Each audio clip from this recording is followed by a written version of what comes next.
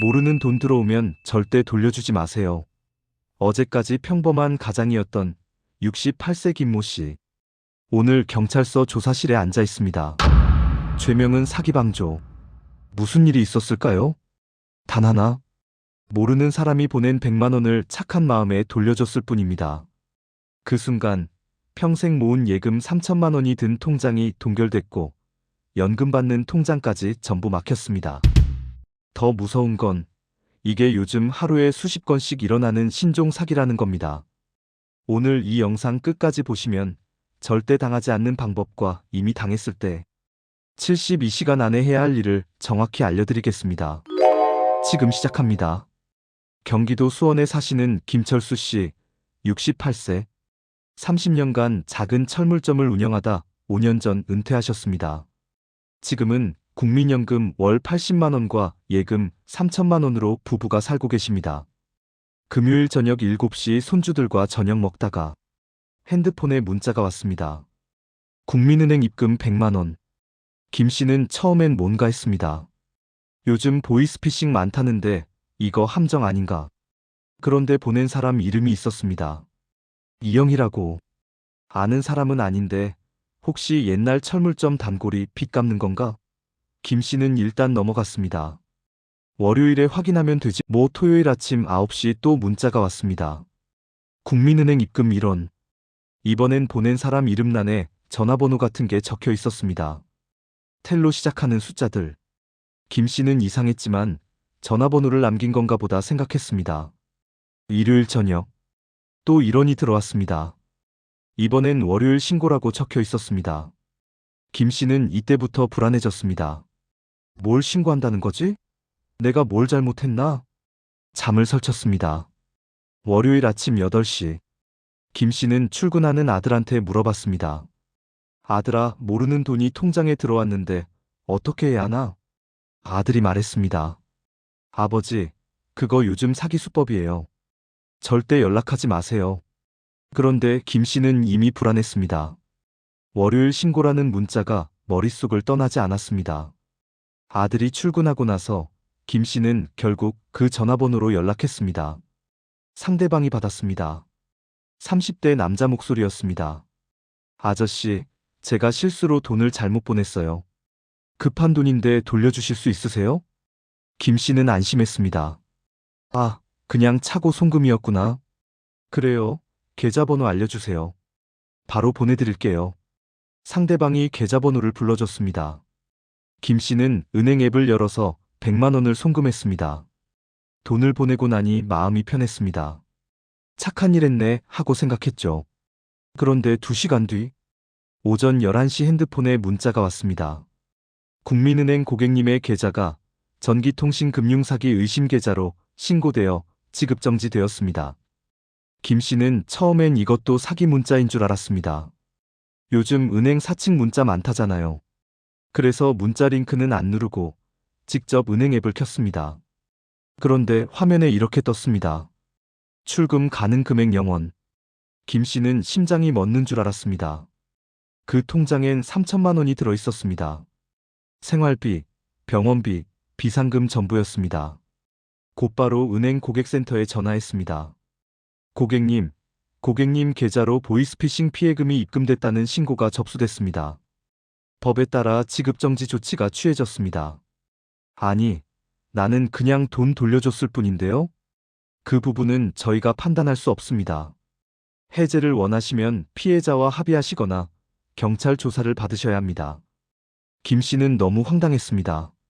화요일 아침, 김 씨는 다른 은행 통장으로 돈을 빼려고 ATM에 갔습니다. 거래가 제한되었습니다. 모든 계좌가 막혔습니다. 국민은행뿐 아니라 농협통장, 우체국 통장, 심지어 증권 계좌까지 전부 동결됐습니다. 연금 받는 통장도 막혔습니다. 다음 주에 연금 80만 원 들어오는데 그것도 못 쓰는 겁니다. 체크카드도 막혔습니다. 마트 가서 장 보려다가 카드가 안 됐습니다. 너무 창피했습니다. 은행 창구에 가서 신분증 들고 대면으로만 돈을 찾을 수 있었습니다. 인터넷 뱅킹, 모바일 뱅킹 전부 불가능했습니다. 김 씨는 68년 살면서 이런 굴욕은 처음이었습니다. 한 달 후 더 큰 충격이 왔습니다. 경찰서에서 출석 요구서가 날아왔습니다. 죄명 전자금융거래법 위반, 사기 방조. 김 씨는 눈앞이 캄캄했습니다. 68년 인생에 경찰서는 처음이었습니다. 경찰서에 가서 조사를 받고 그제서야 전체 그림을 알게 됐습니다. 김 씨한테 100만 원을 보낸 사람은 50대 회사원이었습니다. 그 사람은 보이스피싱 조직한테 속아서 김 씨 계좌로 100만 원을 보냈습니다. 김 씨가 그 돈을 받자마자 보이스피싱 조직원이 김 씨한테 연락한 겁니다. 돈 잘못 보냈으니 돌려달라고. 김 씨는 선의로 돈을 돌려줬지만 그 돈이 간 계좌는 보이스피싱 조직의 계좌였습니다. 결과적으로 김 씨는 보이스피싱 피해금을 범죄 조직한테 전달한 셈이 됐습니다. 경찰이 다그쳤습니다. 왜 상대방도 모르면서 다른 계좌로 보냈습니까? 원래 돈 들어온 계좌로 돌려보내는 게 정상 아닙니까? 김 씨는 할 말이 없었습니다. 그냥 착한 마음에 돌려줬을 뿐인데. 이렇게 김 씨는 선의의 피해자가 됐습니다. 이 범죄를 통장 묵기 사기라고 부릅니다. 2020년 이후 매년 폭발적으로 증가하고 있습니다. 특히 60대 이상 피해가 급증하고 있습니다. 작동 원리를 설명드리겠습니다. 먼저 보이스피싱 조직이 첫 번째 피해자를 속입니다. 검찰 사칭, 금감원 사칭, 대출 빙자 등 여러 방법으로 돈을 보내라고 합니다. 이때 조직 계좌로 바로 받지 않습니다. 왜냐? 바로 추적당하니까. 대신 아무 관련 없는 제3자 계좌로 보내게 합니다. 바로 김철수 씨 같은 사람들 계좌입니다. 그 다음 제3자한테 연락해서 돈을 빼냅니다. 조직원이 김 씨한테 전화합니다. 돈 잘못 보냈어요. 돌려주세요. 선량한 사람들은 당연히 돌려줍니다. 그 돈은 조직 계좌로 들어갑니다. 원래 피해자가 뒤늦게 속은 걸 알고 경찰에 신고합니다. 그러면 피해금이 흘러간 계좌, 즉 김 씨 계좌가 지급정지 당합니다. 결과는 뭘까요? 원래 보이스피싱 피해자는 돈 잃고 김 씨는 계좌 동결되고 범죄 혐의 받습니다. 피해자가 또 다른 피해자를 신고하는 기가 막힌 상황이 벌어집니다. 이것보다 더 악질적인 유형도 있습니다. 처음부터 계좌를 묶는 게 목적인 범죄입니다. 바로 통장 협박입니다. 작동 방식을 보겠습니다. 먼저 타겟을 선정합니다. 자영업자, 중고거래 판매자 같은 계좌번호가 노출된 사람들을 노립니다. 소액을 입금합니다. 10만 원, 15만 원 같은 소액을 입금합니다. 이때 보낸 사람 이름에 자기 텔레그램 아이디를 적어 놓습니다. 그리고 허위 신고를 합니다. 은행에 보이스피싱 당했다. 돈 속아서 보냈다. 허위 신고합니다. 계좌가 동결됩니다. 신고 접수되면 은행은 법에 따라 무조건 지급 정지합니다. 진짜인지 가짜인지 안 따집니다. 그 다음 협박을 시작합니다. 피해자가 입금 내역에 적힌 아이디로 연락하면 범인이 협박합니다. 돈 주면 신고 철회해주겠다. 100만 원 보내면 계좌 풀어주겠다. 실제 사례입니다. 부산의 한 70대 어르신. 중고나라에서 냉장고 팔았습니다. 계좌번호 알려줬죠. 며칠 뒤 15만 원이 입금됐습니다. 보낸 사람 이름에 텔레그램 아이디가 적혀 있었습니다. 다음 날 통장이 동결됐습니다. 텔레그램으로 연락이 왔습니다. 계좌 풀고 싶으면 50만 원 보내라. 이 어르신은 평생 모은 예금 2천만 원이 묶였습니다. 결국 50만 원 보냈습니다. 하지만 계좌는 안 풀렸습니다. 범인은 잠적했습니다. 왜 이런 일이 가능할까요? 통신사기 피해 환급법 때문입니다. 이 법은 원래 보이스피싱 피해자를 빨리 구제하려고 만들어졌습니다. 예전엔 피해 신고에도 법원 영장 받아야 계좌 동결할 수 있었습니다. 그 사이에 범인이 돈 다 빼갔죠. 그래서 이 법이 생겼습니다. 신고만 하면 영장 없이 즉시 동결할 수 있게. 문제는 이겁니다. 그 신고가 진짜인지 가짜인지 확인 안 하고 일단 동결한다는 겁니다. 은행 입장에서는 어쩔 수 없습니다. 법이 그렇게 되어 있으니까. 신고 들어오면 무조건 지급 정지해야 합니다. 그래서 악용이 가능한 겁니다. 2024년 통계를 보겠습니다. 허위 신고로 인한 계좌 동결 건수 연간 12만 건. 이 중 60대 이상 피해가 42%입니다. 평균 피해 금액 2,800만 원. 평생 모은 노후 자금이 하루아침에 동결됩니다. 해제까지 걸리는 시간 평균 3개월. 그 사이 연금 못 받고 병원비 못 내고 생활비 막힙니다. 지금 이 순간에도 전국 어디선가 이런 일이 벌어지고 있습니다. 그럼 모르는 돈이 들어왔을 때 어떻게 해야 할까요? 먼저 절대 하면 안 되는 것 3가지입니다. 첫째, 입금된 돈을 절대 쓰지 마세요. 모르는 돈이 들어왔다면 절대로 그 돈을 쓰면 안 됩니다. 출금도 안 되고 이체도 안 됩니다. 그 순간 여러분은 피해금을 임의로 사용한 사람이 됩니다. 횡령죄가 성립할 수 있습니다. 실제 사례입니다. 대구의 한 65세 어르신. 통장에 50만 원이 들어왔습니다. 아, 누가 잘못 보냈나 보다. 일단 생활비로 썼습니다.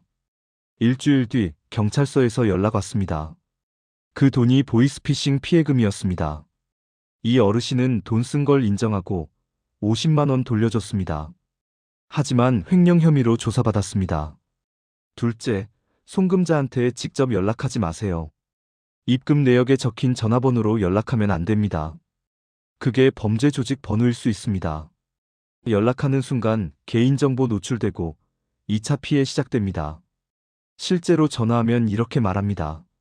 아저씨, 급한 돈인데 빨리 돌려주세요. 계좌번호 알려드릴게요. 이때 알려주는 계좌가 조직 계좌입니다. 셋째, 상대방 요구대로 돈을 보내지 마세요.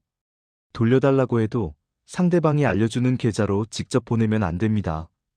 그게 범죄 조직 계좌일 수 있고 보내는 순간 사기 방조가 성립합니다. 김철수 씨가 바로 이 실수를 했습니다. 그럼 모르는 돈이 들어왔을 때 반드시 해야 하는 것은 뭘까요? 4단계로 정리해드리겠습니다. 메모하세요. 1단계 해당 통장 사용 중지. 모르는 돈이 들어온 통장은 아예 쓰지 마세요. 그냥 봉인한다고 생각하세요. 다른 통장으로 생활비 쓰시고 이 통장은 건드리지 마세요. 2단계 즉시 은행에 연락. 돈이 입금된 계좌 은행 고객센터에 전화하세요. 금융사고 접수팀 또는 보이스피싱 전담 부서로 연결해달라고 하세요. 그리고 이렇게 말하세요. 모르는 사람한테 돈이 입금됐습니다. 이 돈을 돌려주고 싶습니다. 중개 요청 부탁드립니다. 그럼 은행이 입금자와 연락 취해서 정상적인 절차로 돈을 돌려주도록 중개해줍니다. 3단계 경찰서에 신고. 가까운 경찰서에 가세요. 사건 사고 사실 확인서 발급받으세요. 이렇게 말하세요. 계좌로 모르는 돈이 입금됐는데 이 돈과 아무 관련 없습니다. 범죄에 연루될까봐 신고하러 왔습니다. 이 서류가 나중에 지급정지 해제할 때 아주 중요한 증거가 됩니다. 4단계 모든 증거 수집. 입금 내역 캡처본 남겨두세요. 상대방한테서 연락 왔다면 그 내용 캡처하세요. 절대 삭제하지 마세요. 협박 문자 왔다면 그 문자도 지우지 마세요. 이 자료들이 나중에 나는 범죄와 무관하다 증명하는 데 사용됩니다. 만약 이미 계좌가 동결됐다면 어떻게 해야 할까요? 72시간이 골든타임입니다. 이 시간 안에 움직여야 합니다. 많은 분들이 지급정지 해제 신청과 이해 신청을 헷갈려 하십니다. 단계별로 정리해드리겠습니다. 1단계 지급정지 해제 신청. 즉시 하세요. 계좌 묶였다는 사실 알자마자 가장 먼저 해야 하는 겁니다. 은행 고객센터 금융사고 접수팀에 전화하세요. 중개 요청 먼저 해보세요. 그리고 지급정지 해제 신청서 제출하세요. 이때 단순히 신청서만 내지 마시고 입금된 돈이 범죄와 무관하다는 서면, 증거를 반드시 함께 제출하세요. 경찰서에서 받은 사건 사고 사실 확인서, 입금 내역 캡처본, 협박 문자 캡처본 등. 2단계 이해 신청. 2개월 이내에 하세요. 만약 1단계에서 해결 안 되고 금융감독원의 채권 소멸 절차 개시 공고가 떴다면 이때부터는 이해 신청이라는 법적 절차로 들어가야 합니다. 이게 뭐냐? 내 계좌의 돈이 피해자에게 자동으로 빠져나가는 것을 막는 유일한 수단입니다. 중요합니다. 채권 소멸 절차 개시 공고일로부터 반드시 2개월 이내에 신청해야 합니다. 이 기한 넘기면 내 돈은 영원히 사라집니다. 이에 신청할 때 협박 문자, 텔레그램 아이디 적힌 입금 내역 같은 객관적 자료도 같이 내세요. 2024년 8월에 법이 개정됐습니다. 예전처럼 수사 결과 나올 때까지 몇 달씩 기다리지 않아도 이런 증거로 소명되면 신속하게 지급정지 해제할 수 있게 됐습니다. 3단계 채무 부존재 확인 소송. 필요할 때 하세요. 만약 은행에서 수사 결과 나올 때까지 못 풀어준다며 이해 신청을 거절한다면 법원에 채무 부존재 확인 소송을 제기해야 합니다.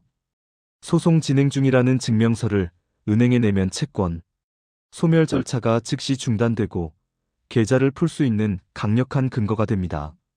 이건 혼자 하기 어렵습니다. 변호사 도움 받으세요. 정리하겠습니다. 모르는 돈이 들어오면 절대 쓰지 말고 직접 돌려주지 말고 은행 통해 중개 요청부터 하세요.